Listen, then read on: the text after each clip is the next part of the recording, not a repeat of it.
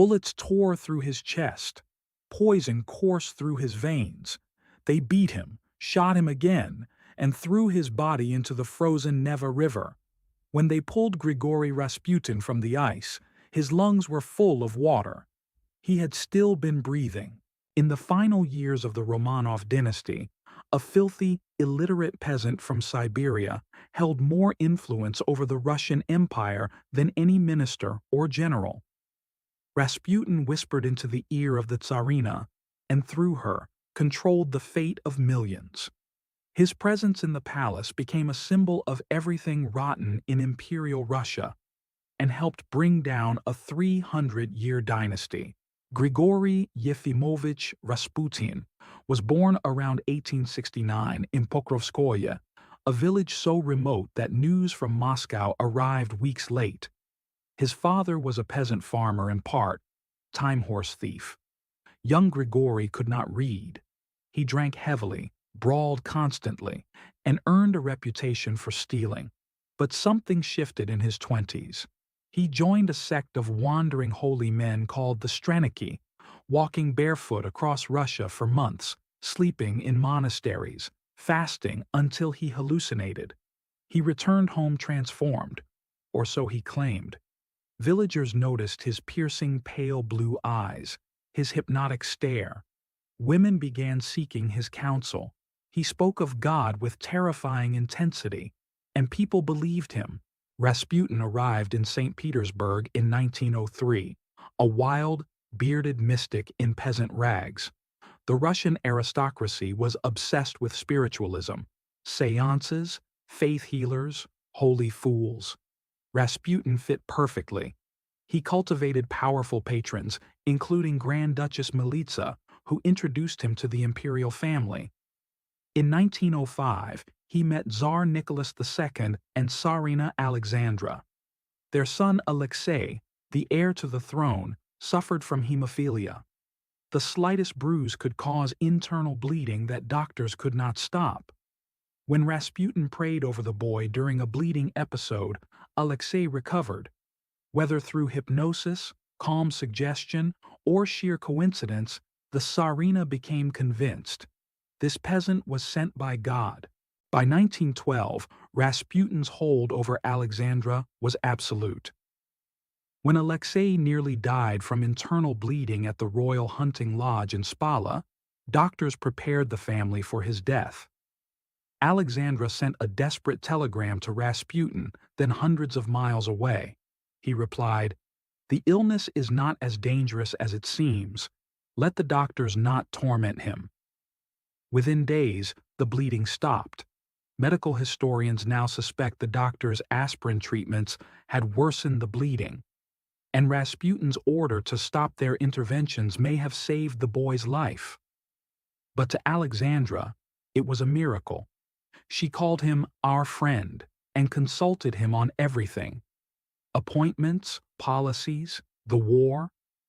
Ministers who opposed Rasputin found themselves dismissed. Those who pleased him rose to power. Rasputin's behavior made him impossible to ignore. He drank heavily, groped women at parties, and bragged openly about his influence over the Tsarina. Police surveillance reports documented his visits to bathhouses with prostitutes. Newspapers published cartoons depicting him in bed with Alexandra. The rumors were almost certainly false, but they spread like fire.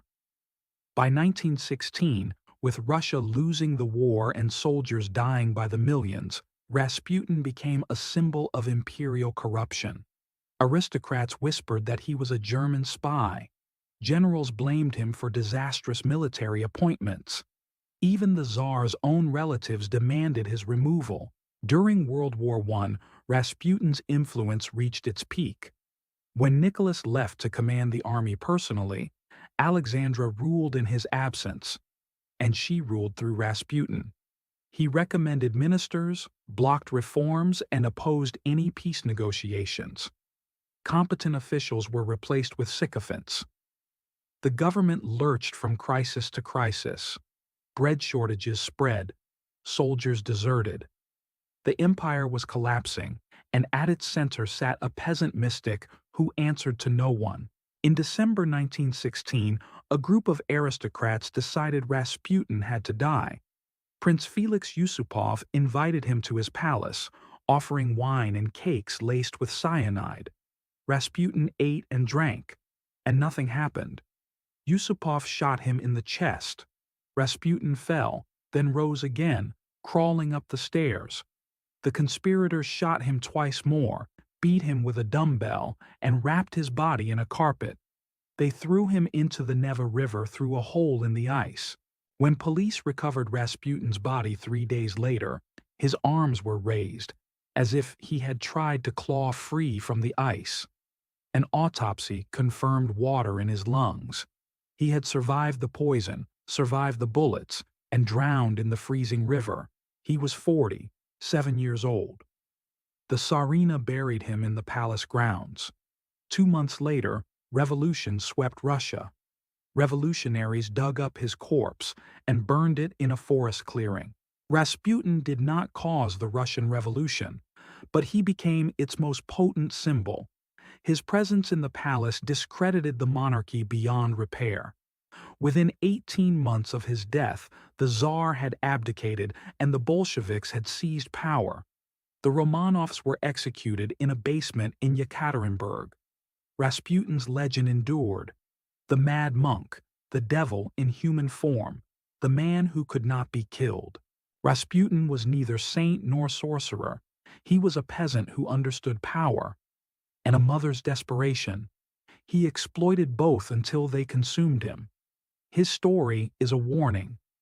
When empires rot from within, they reach for miracles instead of solutions. And miracles, in the end, cannot save them. Subscribe to History. Scribe for more stories about the minds, leaders, and rebels who redefined their time and ours.